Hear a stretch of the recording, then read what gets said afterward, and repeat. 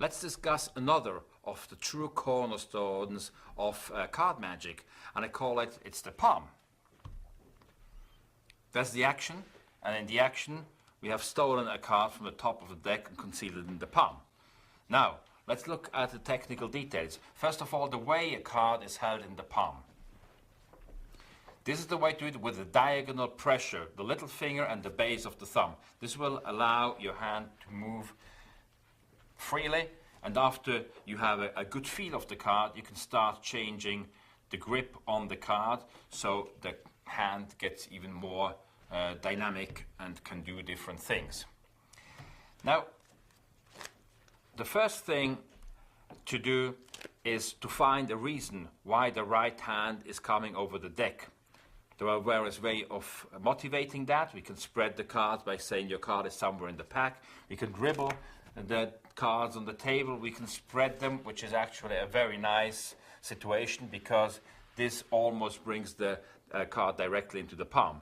Now, the next thing is what happens exactly technically. Now, the external reality, what the spectator will hopefully see about the action, is that the right hand seizes the deck, lifts it to elevated dealing position and squares it, then places it on the table.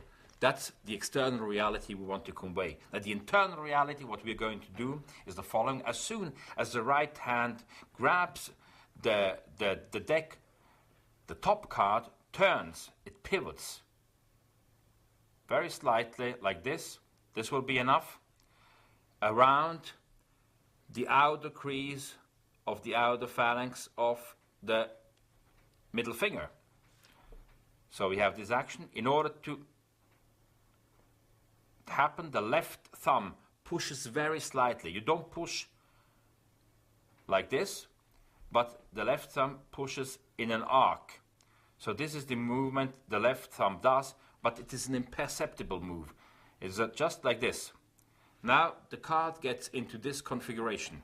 Very slight, but that's more than enough for the tip of the little finger, actually it's the pad of the right little finger, that hits the corner, presses gently down, which immediately levels the card up. Now the deck is brought up into elevated dealing position. Now remember that when you do this, the right side hinges on the fingers. You don't move them up really, it just hinges on the finger, and the left side moves up the left thumb. But the illusion is created that the whole deck goes up. It's important for the right thumb not to shoot out when it grabs the deck. Just go down, grab the deck as if you would naturally. And also, the card is protected from all sides except from the left. The left is the most vulnerable angle. Now, the way to protect the card from the left is to imagine a line with a forefinger and to direct the forefinger to the right ear of the spectator who is furthest to your left. So, if the spectator is like here, it can't be seen.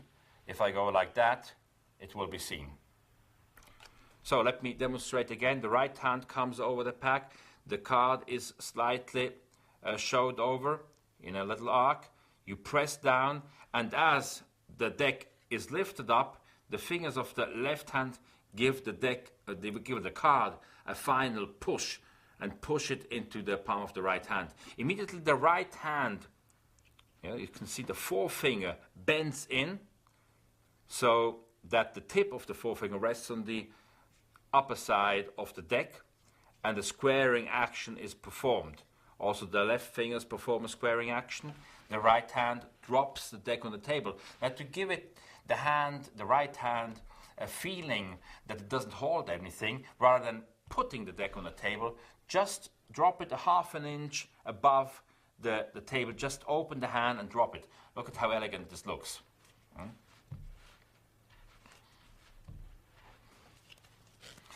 So now we've found the reason why the hand should approach the deck. We've seen how the technical details deliver the card to the palm. Then the next problem is how do we proceed?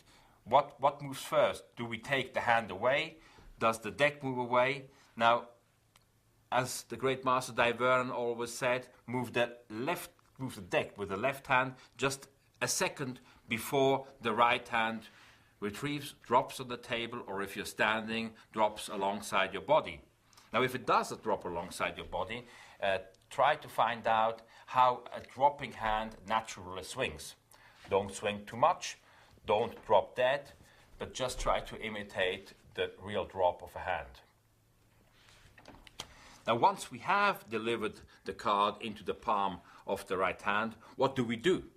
Now, this is the most dangerous moment. That's where there is most fear, because we're going to get caught. Now, it will take some time to overcome that fear, but in the meantime, it's good to know what we can do with the card. Now, there are different actions. We can, for a few seconds, rest the hand on top of the forearm. We can do this. We can rest the hand on the edge of the table. We can do it if we stand maybe like this. We can put the hands on the hip. If we sit at the club table, we can even drop and leave the hand on our thigh. We can put our chin in it. We can adjust the glasses, maybe stroke your head, maybe say I've been doing this since I was a small kid, maybe adjust the tie. Well, you find many ways. You can move objects around like the card case or an ashtray or whatever. Well, this is plenty of time. Just combine 2 or 3 of these actions to wait for the next action, which is either the reproduction of the card from a pocket or from an object, a wallet or whatever, or to replace the card on top of the deck. And that's the next thing we're going to look at. How are we going to replace the card, which we have palmed, imperceptibly on the deck? First, a few words. Whenever you reproduce the card, let's say you reproduce it from, you have a jacket and you want to reproduce it, rather than reproduce it like this, which is the card is in the extension of the hand, reproduce it at the right angle. Yes, the card is dissociated from the hand. It looks much more deceptive rather than doing this to go in and to take out the card like this. Same holds true if you take it out of your trousers pocket or anywhere else. Now, here are a few ways to bring the card back onto the deck. Now, first of all, you can square the card. Now, as the deck is seized to square it, the card is delivered back on the top. Here's how to do it. There is a tendency for the right thumb to shoot out as the card is replaced and to flatten the hand. Now, as the hand never is allowed to flatten on the deck when the card is palmed, the same holds true with the replacement. Now, an easy way to overcome that is to come from the front. I'm going to do this in a slightly exaggerated way. It comes to the front, the right thumb goes over this part of the left thumb, and at that moment the card drops, the right forefinger presses on top, thus avoiding that if the card is slightly bent because of the palm, it will flatten on top of the deck, and a few riffles will eliminate the bend instantly. So another way of replacing the card is doing a ribbon spread, like this. So it's never possible to replace it exactly on top. So it's a good way, once you have done that, start tapping the cards. Right? So this is effectively dissimulated. You can also wait a little bit and just spread the deck with the other hand, and then as you pick it up, just replace it. You can do the same thing in a cut. We cut and then replace, and we pick up the pack. So it's a cut, and then I replace it either here, depending where I want to have the card, or when I sweep up the card, like this. Or I can do exactly the same thing from the hand to the table. That is, I cut over here, and as I come over here, replace the palm card and put it on top. That's a very deceptive way of doing it. This is a very old method, goes back to one of the great masters of card magic, Johann Nepomuk Hofzinser. In the book Kartenkünste, written by Ottokar Fischer, you can see the spider replacement. This is the illustration you get in one of the tricks. You go like this, and immediately you put the card on top, but separate the fingers, and in a squaring action, It looks like the hand looks a little bit like a spider. We call it a spider replacement. So another way Dave Vernon used to do it, you have the card palm, somebody has counted a few cards, says, "Sir, would you please be so kind and just put your finger on top, or put the cards in the pocket, or put them aside." So in this action of going over the packet, immediately releasing the card and pushing. And now let's look at the technique that will deliver not one card, but several cards from the top into the right hand. For this, the action looks very similar. The right hand grabs over the top, apparently squares the pack, and we have stolen the top 4 cards. To do this, we need a little preparation. With a little finger count, with the spread, or whichever way you prefer, you obtain a break. Beneath the top 4 cards, it's held by the left little finger. The right hand again comes over the pack and lifts it to elevated dealing position where it is going to be squared. Now what happens at this point, it does the little finger will move around the inner right corner to the inner end and sort of kick the packet out, like so, very slightly, not more than the single card. It's just enough so that this corner can act as a lever on which the little finger is going to press. Now here we go like this, go like that, and the 2 little fingers control the packet that is going to be delivered into the palm. These 2 fingers press up, the right hand squares the deck gently along its sides. Dave Vernon used to turn the pack over like this, which is an additional bit of deception, and drop. Well, they sometimes say, it's all up the sleeves. Well, I assure you, it's true. I show you. Because I'm going to pass some cards up the sleeve across my body, tuck into my pocket. And you want to make sure, of course, Caitlin, that this is empty. Yes? Yes. You put it back yourself? Very good. Now, John, how would you try to pass a card from here to the pocket? I mean, most people would maybe try to grab the card quickly, go like this, and put it in the pocket. Yes? Yeah, but that's all, you saw that? Yeah. Okay, so try a less obvious method. Yeah. John, please take any card that pleases you, look them over, maybe you like one more than the other. And we're going to make sure this is a unique card, and that you're going to remember this moment. So I will ask you, John, to put your initials big, not on the back, but on the face. I'm going to turn over because I don't want, and you keep an eye on the pocket. Okay. One eye on the card and one eye on me. Okay, I don't have 3 eyes. Good. It was a joke. John, you got the card? Yep. Very good. Okay, excellent. Please be so kind, go ahead, put it down back somewhere in the pack. I have no idea where it is. I cut a few times, which doesn't help because I'm going to shuffle anyway. Okay. That was only a little misdirection. Did you see something? Oh, no. No, nothing has happened yet. No. Now it's going to happen. Look, I go like this.